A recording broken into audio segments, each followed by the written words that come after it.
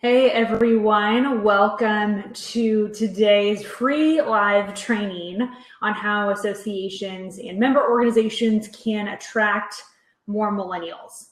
So I'm super excited to talk about the recent white paper that we've just put out and some of the recent findings that we've discovered working with associations of different sizes. But before we get into it, which I'm very, very excited to be doing, go ahead and make sure that you can hear me, that you can see me, that all systems are go in the chat bar. Want to make sure that you guys can hear me or see me on the right-hand side of your screen. Just type in, yes, you can hear me. Yes, you can see me. Making sure that you guys, as people are joining us, got my water, we're all getting ready to go. Make sure that you can hear me. Make sure that you can see me as well. Cool. Paul says yes. Bree says yes. Trevor is a yes. There's Jim. Hey, Jim. Lisa and Emily. Awesome. Very, very good. Okay. Yes, we've got everybody on here. So I see a lot of familiar faces, which is great. You'll be seeing and hearing more from Jim. Jim just joined our team as one of our certified trainers. He is learning how to coach and train companies on how to engage millennials, as well as coach and train millennials themselves.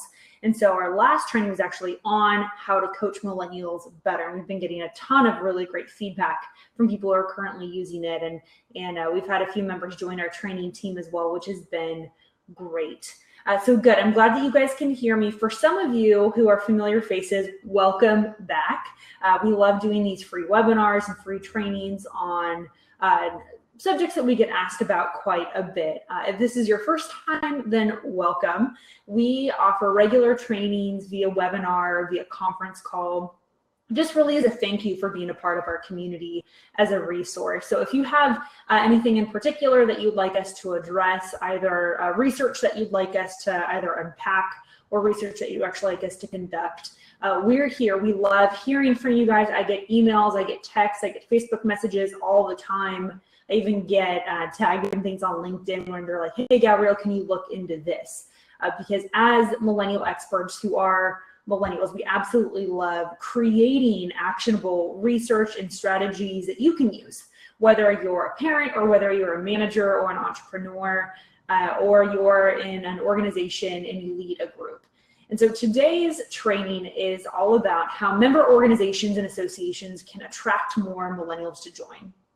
One of the big questions I always get asked, and we have the opportunity to speak at industry associations all of the time on a nearly weekly basis. We are at a conference or working with a group one-on-one, and the number one question is always, okay, how do we get more millennials to join? Or how do we keep the millennial members that we currently have engaged?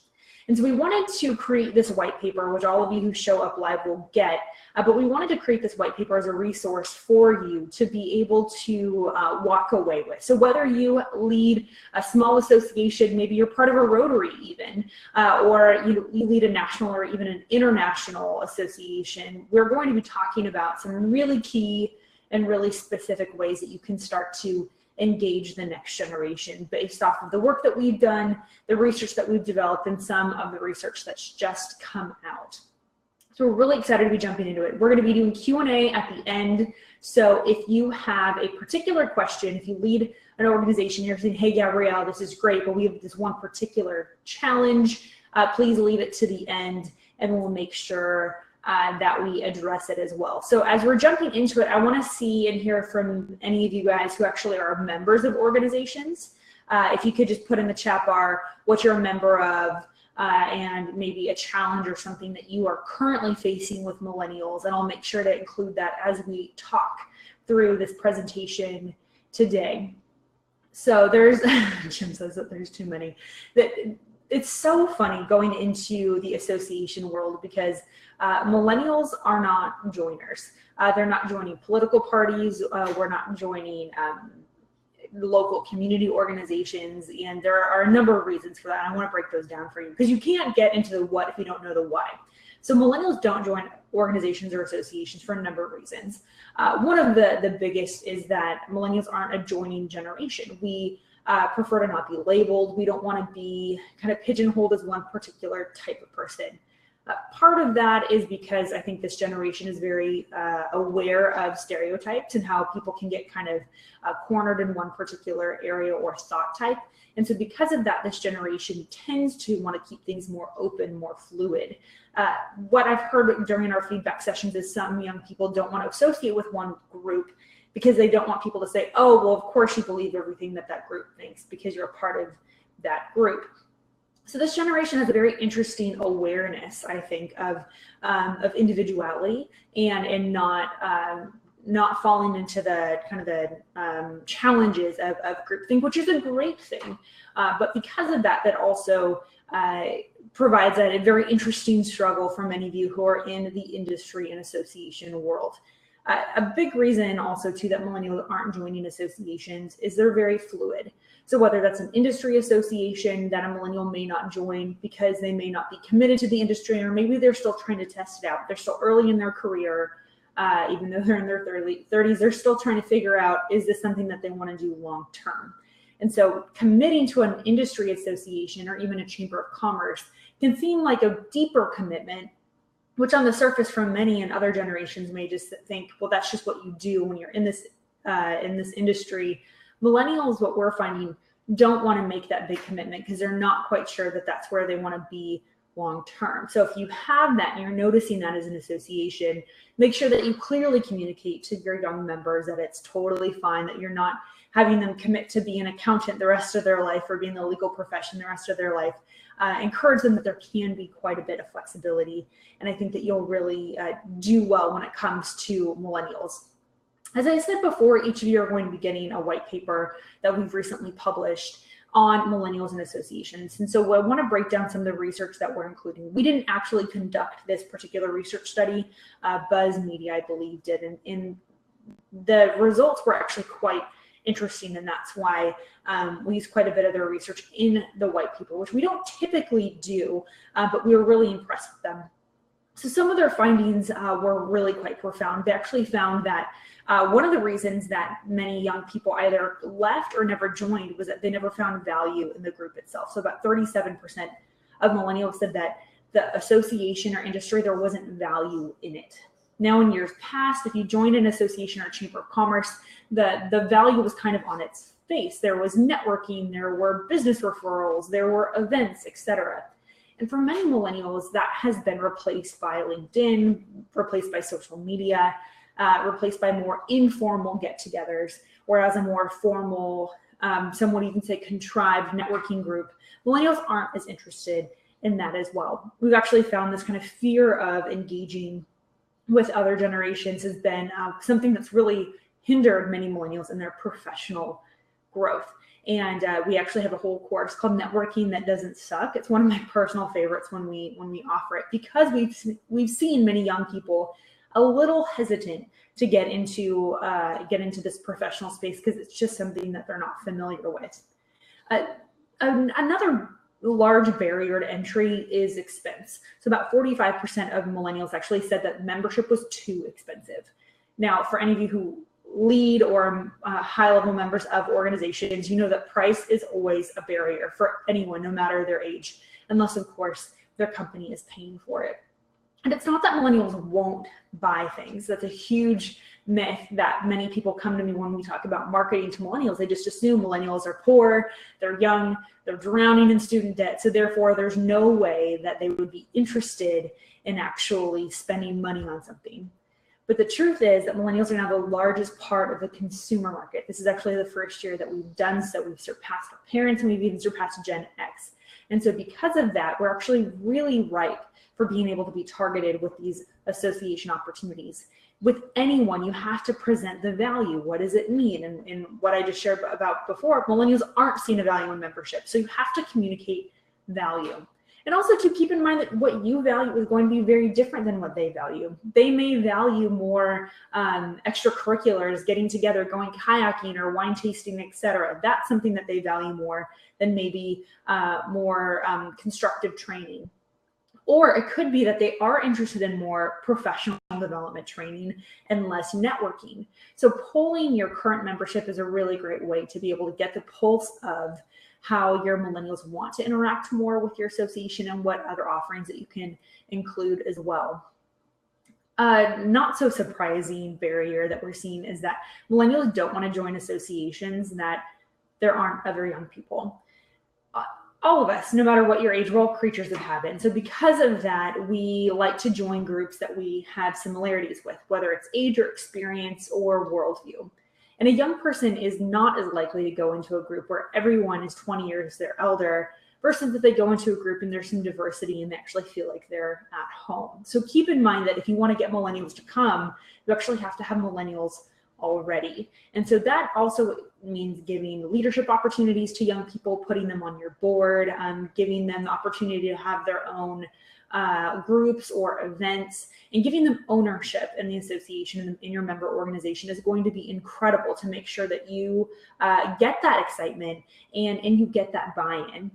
One of the big complaints we always hear from managers and executives whenever we're doing keynotes or executive presentations and trainings, we do a lot of executive retreats where we work with leadership to help them reframe this discussion about millennials and where the company is going to be in 5 years.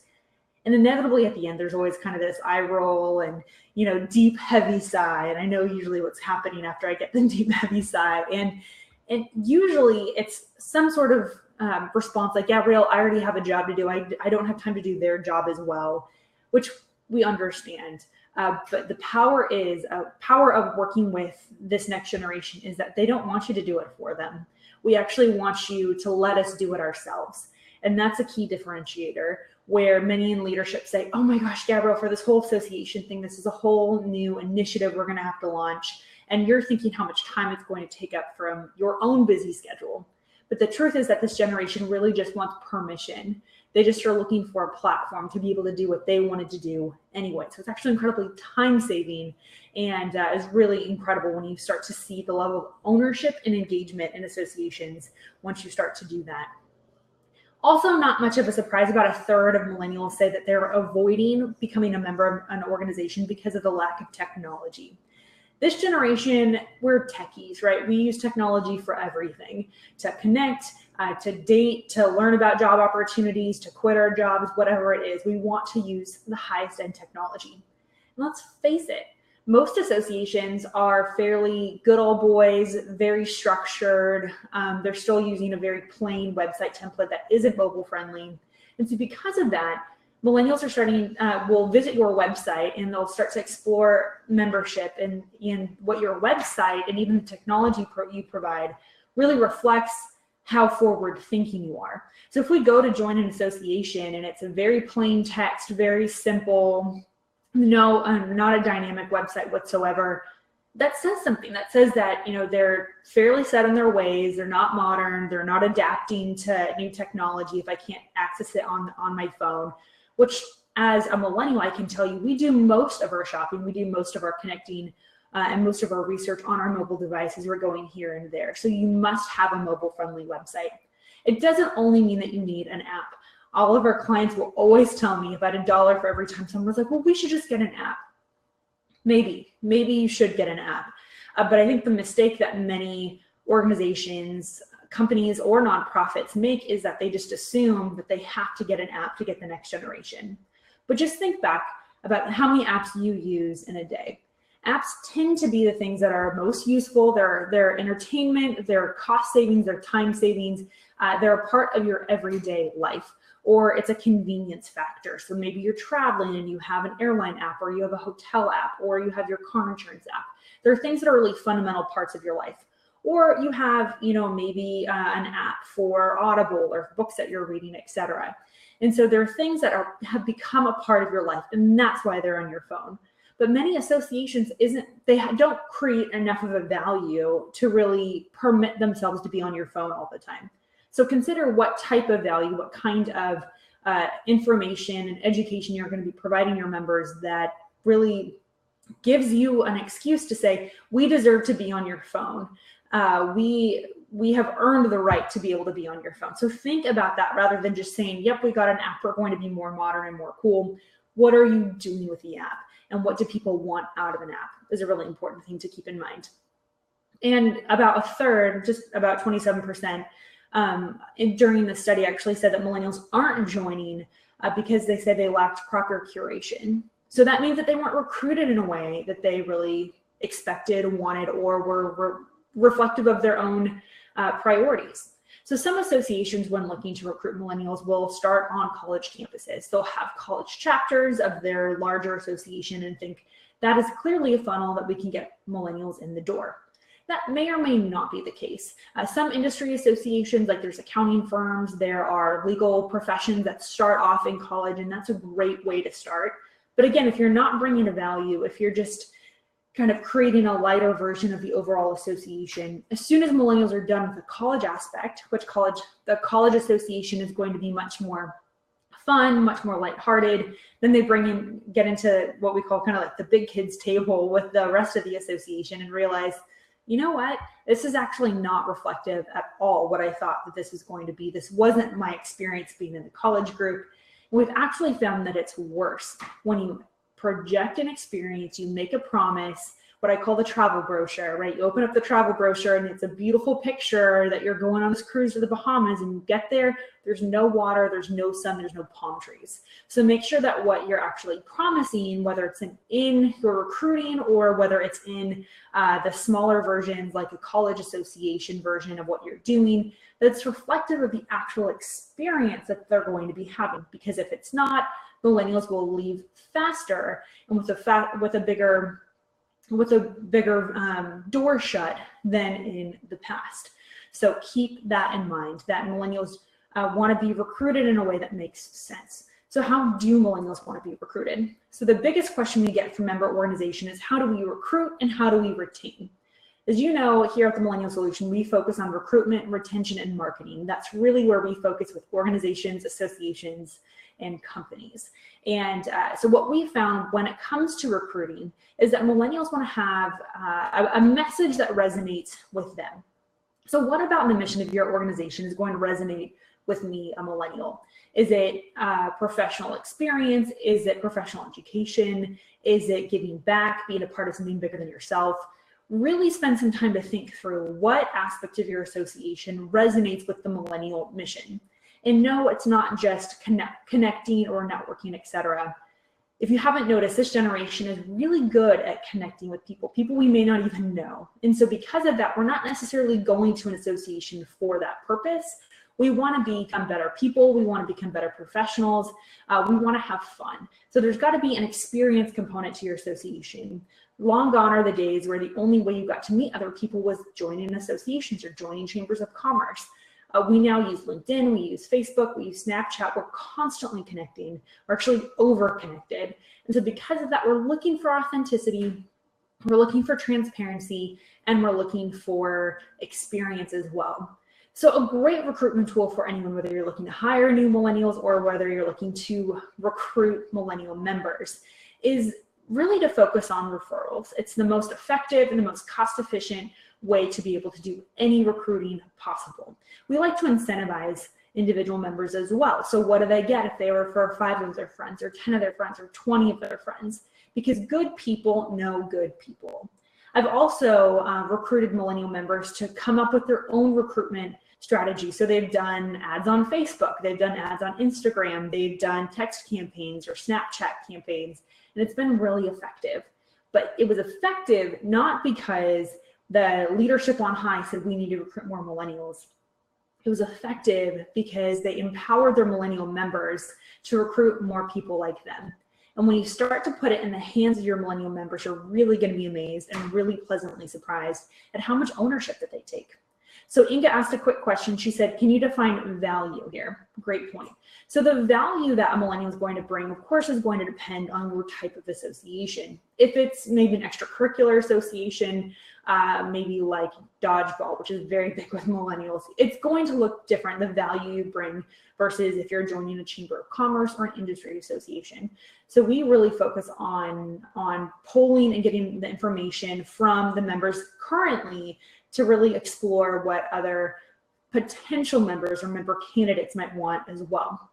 So value really includes, and this is what we found providing and designing training and development programs for companies, is that millennials really want some really unique things when it comes to value inside of an organization. We are really looking for training and development. We're looking for training and development that is making us better professionals as well as better people. So soft skills, we teach time management, we teach managing up, handling difficult conversations, etc. So that's something that we found is a great value for the next generation because they're not getting that other locations. We train on networking, like I said before, the networking that doesn't suck. So what aspect of your organization is going to be unique?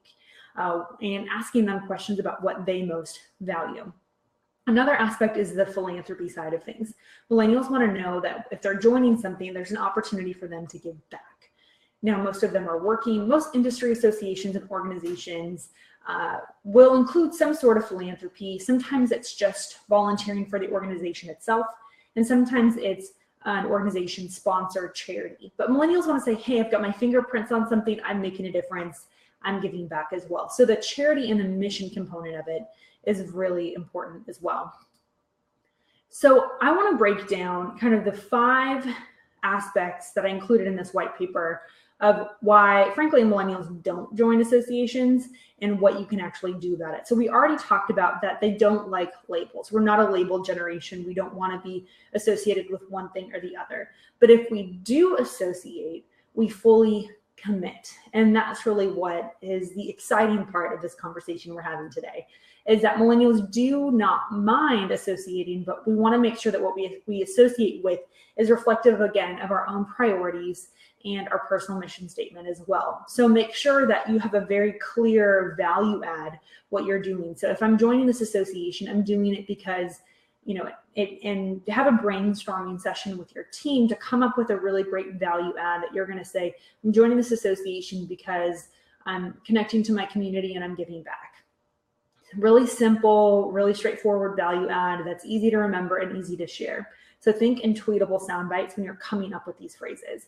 A big problem I see associations have is that they come up with really long, really elaborate mission statements that no one's going to remember, and it frankly doesn't matter at all. And mission statements should be powerful. They should be shareable. They should be tweetable. You should be that should be the thing that comes top of mind whenever you think of that particular association.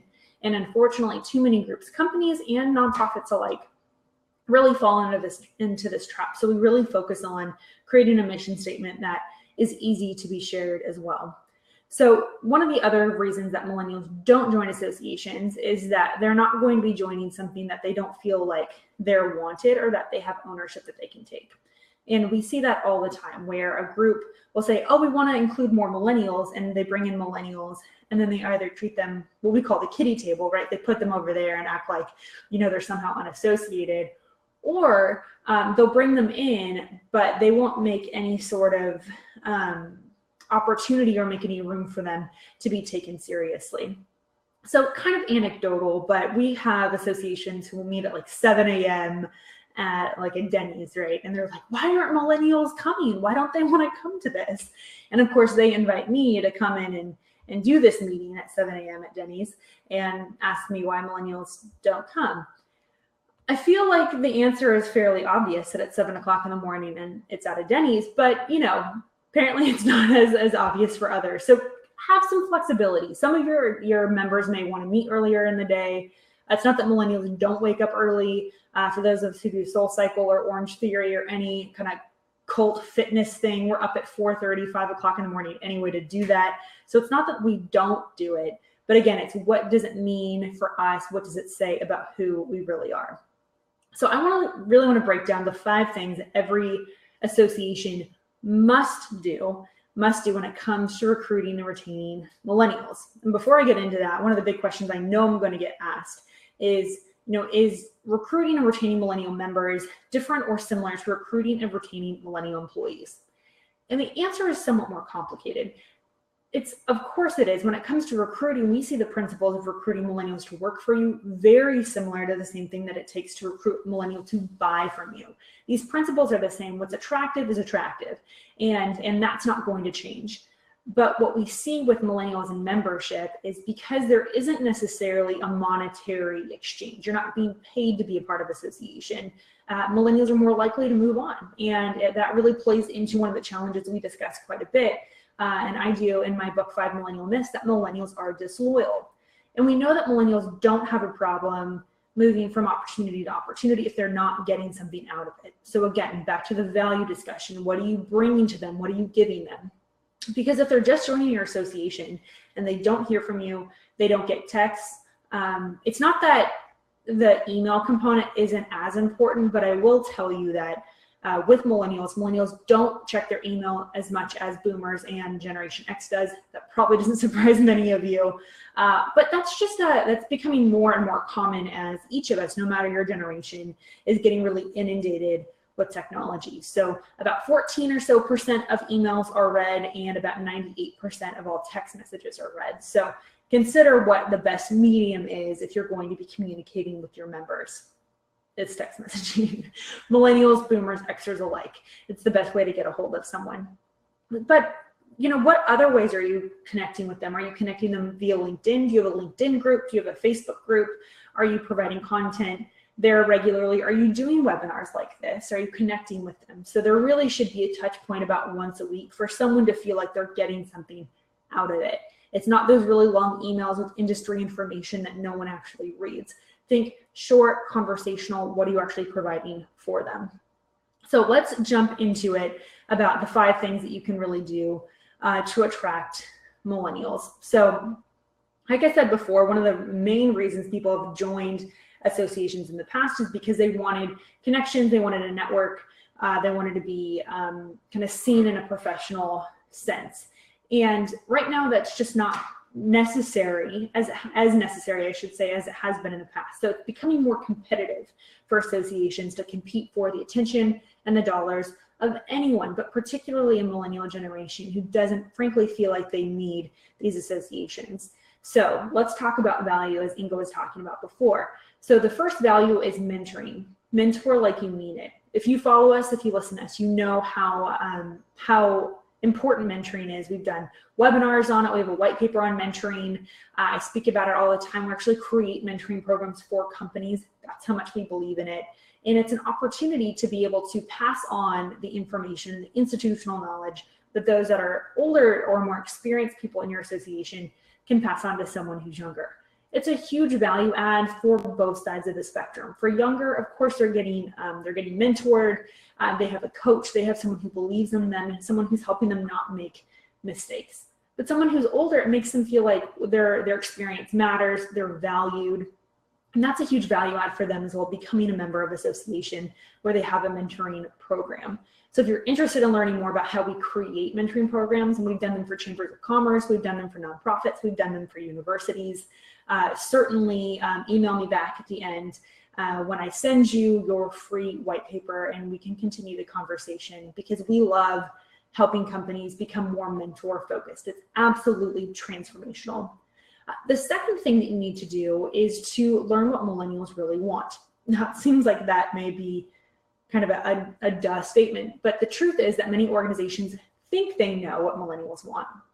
They'll hire us to come in and we'll do focus groups and we'll do assessments, and what we get back from their millennial members is so different from what the executives and those in leadership thought that millennials wanted. They thought they wanted a nap. They thought that they wanted more happy hours. They thought that they wanted all of these things, when in reality, millennials wanted something like training development, mentoring, access to leadership, etc.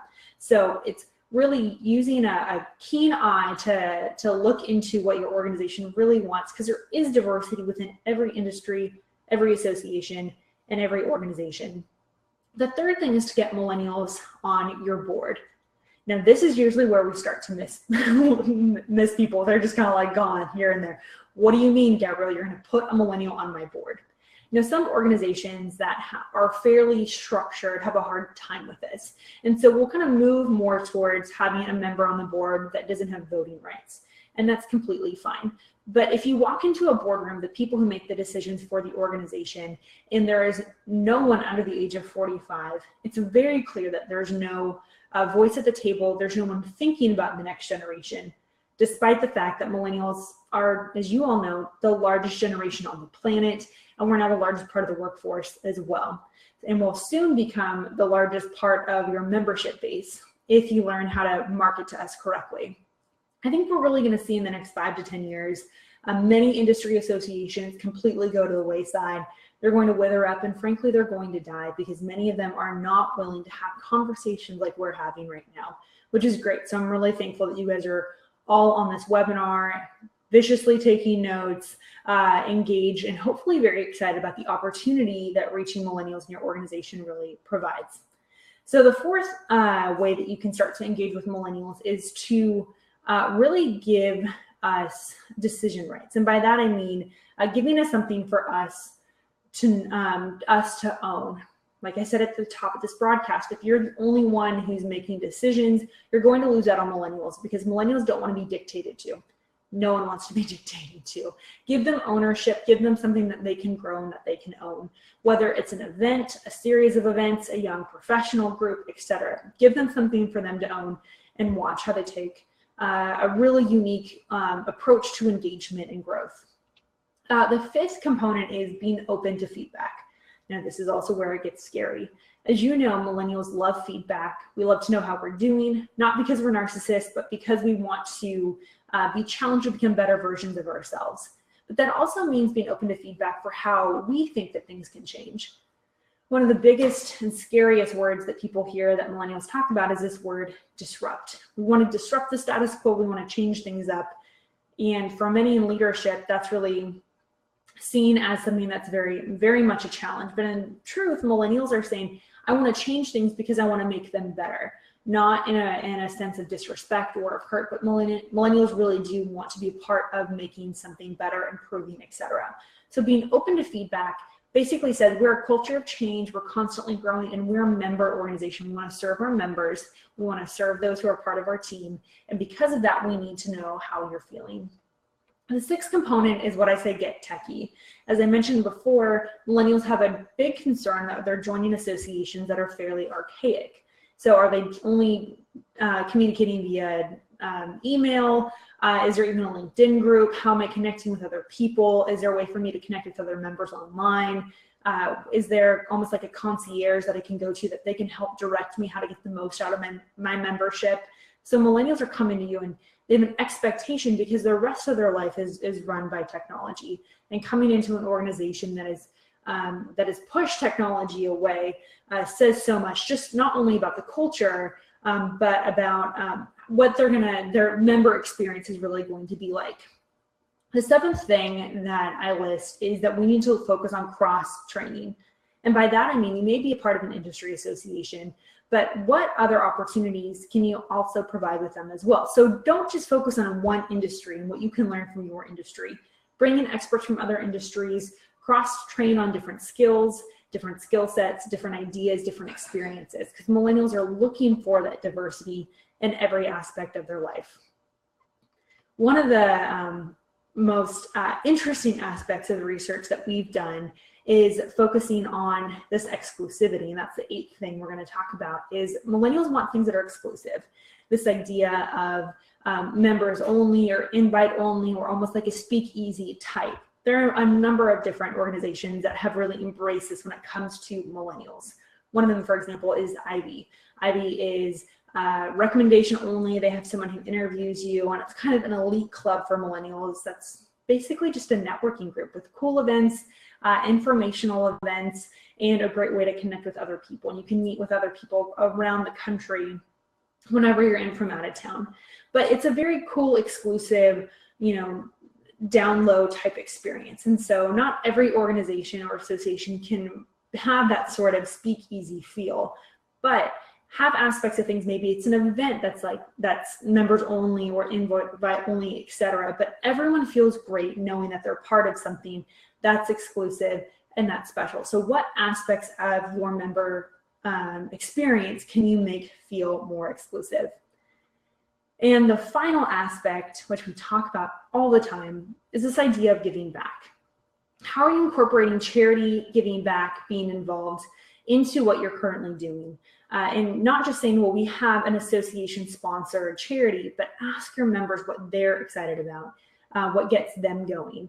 And you'll be amazed with how much more committed you're going to see your young membership as well. A big question I often get asked is this idea of events. What kind of events do millennials want? And it really is going to vary. Millennials do want to have events that are online, so virtual meetups that are convenient, especially as more millennials are getting married and having children. Millennial moms are going to be a huge part of our workforce. And so how are you integrating them in a way that makes them still feel included rather than excluded? So keep that in mind as well.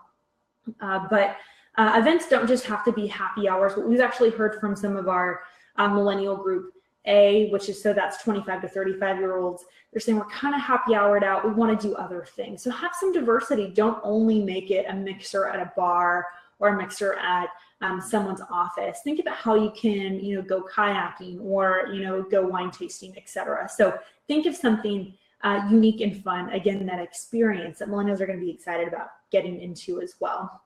So mix things up, have training in the morning, have training in the afternoon, over lunch, etc. Don't be afraid to do things on the weekends. Millennials like to be able to have a very full weekend. We also love brunch, so there's a little free giveaway for you as well of how you can start to think creatively about how you get millennials excited.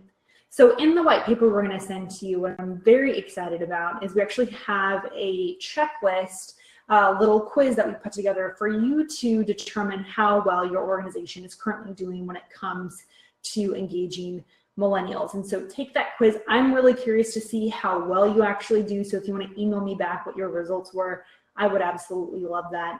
In our white paper, we've also included some case studies for organizations that are doing really well. So for example, the One campaign is really doing an incredible job when it comes to millennials, not only because Bono was kind of the face of the organization. They've done some really exciting things with their app, with their meetups, and they've really mastered the empowering of their young staff and their young membership to be able to come up with events, get connected, etc. So consider how you can start to really push out ownership, push out experiences, and really encourage and even challenge those inside of your membership to start to do things. A big challenge that is posed to us from members member organizations who hire us is they're always asking, how do we get them to take ownership? How do we get them to show up, etc. And so much of that is making sure that these young people, they would love to be involved. They would love to make a difference, but you have to communicate in a way that, again, brings value to them and shows them that their participation is needed. Not using them like volunteers, so it doesn't really matter. Respecting their time and showing them how what they do makes a difference in the organization as a whole. So I'm going to open it up for some Q&A right now. Specifically, you have any challenges when it comes to your association? Maybe you're in leadership in an association, or you are part of an association that you think needs some millennial help. I'm going to stay on for the next few minutes and take your specific questions. And one of the big reasons we love doing this is we love hearing from you. We love hearing some of the challenges that you may be experiencing because it helps us do our jobs better. And frankly, it's just, again, a huge thank you for you guys being a part of our community and just really enjoying the work and the research that we are doing as well. So I'll stay on for a few minutes. I know that we talked, I already answered Inga's question about the value statement, and value is one of those things that is going to, again, be very different based off of the association that you're in and the work that you're doing, but it's something that is so important and really pivotal to make sure that you attract and retain members of all ages, not just millennials.